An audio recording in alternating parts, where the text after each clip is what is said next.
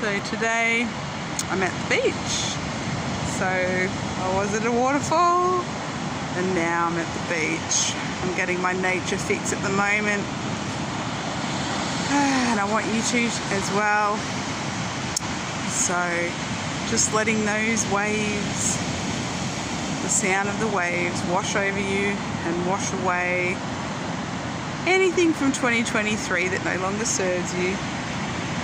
So write in the comments, what are you releasing today from 2023 to no longer take in to 2024. Taking a breath in and out.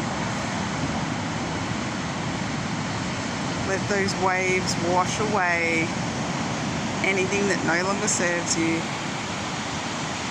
Making space and room for you to bring in 2024 what it is you want to manifest. So let me know in the comments, what is it that you are manifesting in 2024?